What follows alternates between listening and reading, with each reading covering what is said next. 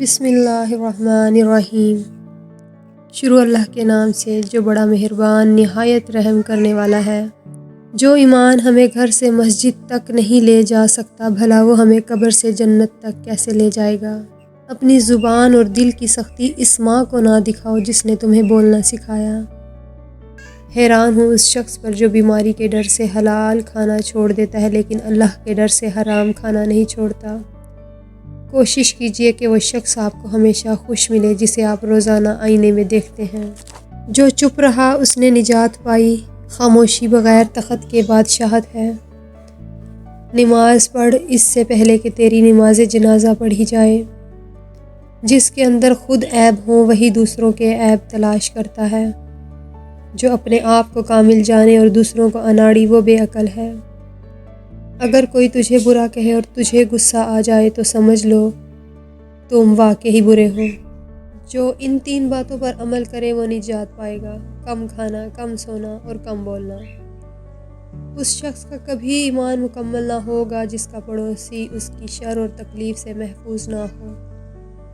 دوستی کا رستہ کچے دھاگے کی مانند ہے، دھاگا ٹوٹ کر جڑ جاتا ہے مگر اس میں گر آ جاتی ہے۔ اپنے آپ کو کسی کی نظروں میں مت گراؤ کیونکہ لوگ تو گرے ہوئے مکانوں کی اینٹیں تک اٹھا کر لے جاتے ہیں۔ خدا جسے ذلیل کرنا چاہے وہ دولت کی تلاش میں لگ جاتا ہے۔ مقتول کے لیے یہ فخر کم نہیں ہے کہ وہ قاتل نہیں ہے۔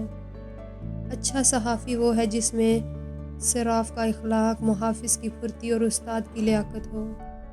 زبان کی لغزش قدم کی لغزش سے کہیں زیادہ خطرناک ہے۔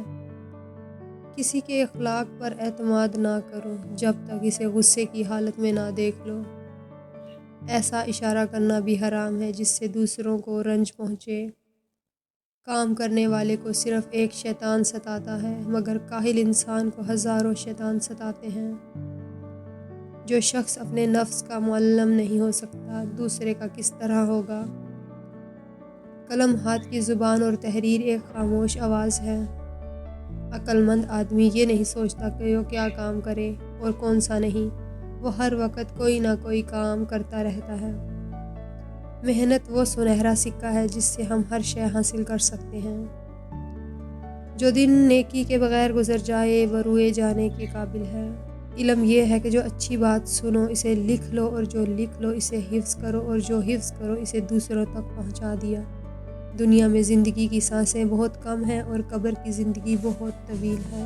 جب دعا سے بات نہ بنے تو اپنا فیصلہ خدا پر چھوڑ دو۔ اللہ تعالیٰ اپنے بندوں کے بارے میں بہتر فیصلہ کرنے والا ہے۔ صرف خدا پر بھروسہ کرو، اپنی محنت اور کوشش کو نہ چھوڑو۔ ملتا وہی ہے جس کی انسان کوشش کرتا ہے۔ کسی کی خوبیوں کی تعریف میں وقت ضائع مت کرو بلکہ اس کی خوبیاں اپنے اندر پیدا کرو۔ جس کام سے دوسروں کو روکو اسے خود بھی مت کرو۔